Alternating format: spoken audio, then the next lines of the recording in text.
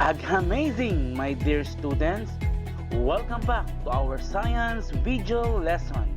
I am your science teacher, Teacher Larry, and welcome to AGHAMAZING way of learning science.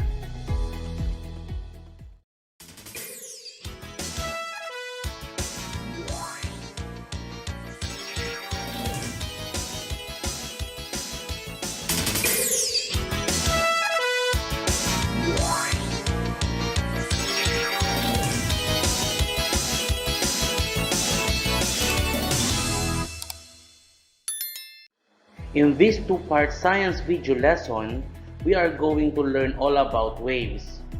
We are going to learn the characteristics and properties and parts of a wave. In video 2, we are going to explore the characteristics of a sound. Are you ready to learn? Let's begin. Observe this girl, what she is doing. Yes, she is waving her hand. Now observe her palm. What she is doing to make a wave. She is repeatedly moving her hands side to side. In science, we call this as vibration. A vibration is a repeated motion and produced by a back and forth or up and down movement of an object. The source of wave is always a vibration. A wave is a disturbance that carries energy from one place to another with or without a medium. A medium is a substance or material that carries the wave. A medium is where the waves travel. Take a look at this slinky. If we will stretch it, it will assume an equilibrium or rest position, because it is not moving.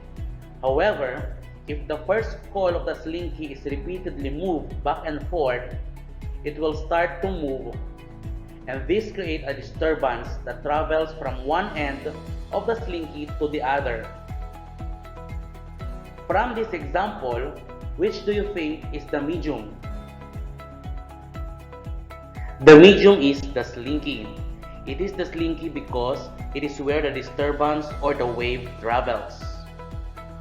According to the presence of a medium, waves can be categorized into two: mechanical wave and electromagnetic wave. When a wave requires a medium in order to propagate, it is called mechanical wave. Examples of mechanical waves include sound wave, waves in the water, and wave from the rope. On the other hand, when a wave does not require a medium, it is called electromagnetic wave. Examples of electromagnetic waves are radio waves, microwaves, infrared, visible light or visible spectrum, ultraviolet rays, X-rays, and gamma rays. These electromagnetic waves are arranged according to their frequencies and wavelength in electromagnetic spectrum. You are going to study these waves in details in your next grade level.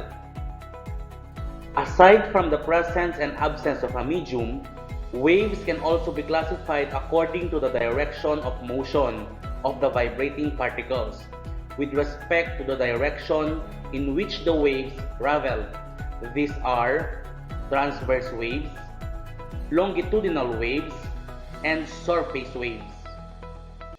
A transverse wave is a wave in which particles of the medium move in a direction perpendicular to the direction where the wave moves.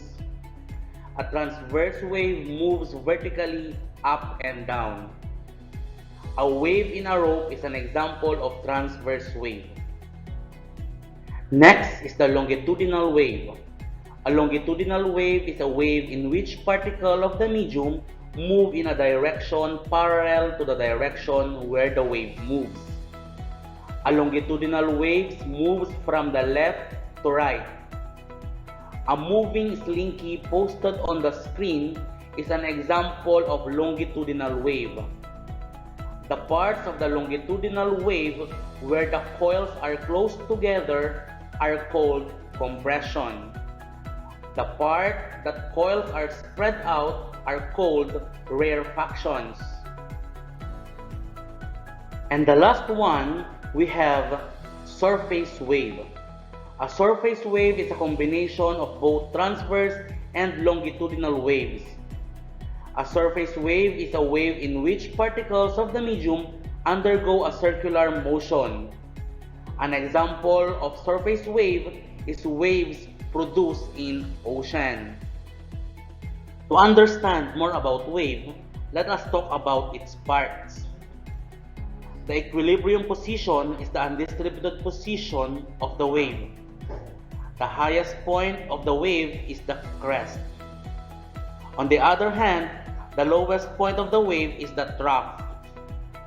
The maximum distance from the equilibrium position to a crest or from the equilibrium position to a trough is called amplitude.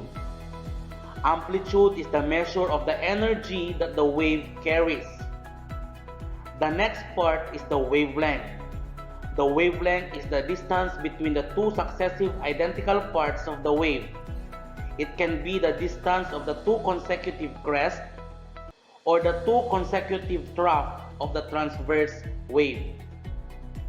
In a longitudinal wave, the wavelength can be measured by finding the distance between the two consecutive compression or two consecutive rarefaction. Wavelength is denoted by the symbol lambda and measured in meters. Frequency is the number of waves passing through a given point in 1 second. It is measured in units called hertz.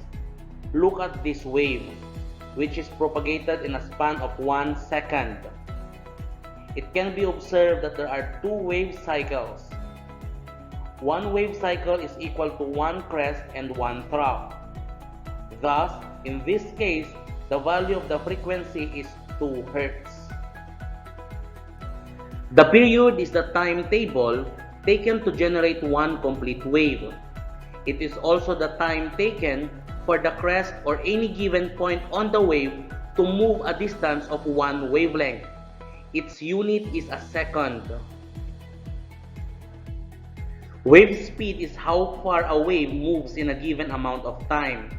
Wave speed is equal to the frequency multiplied by the wavelength. And those are the different concepts that you need to learn about waves. We are going to use these concepts to learn in our next video lesson, which is all about sound. See you in our next science video lesson.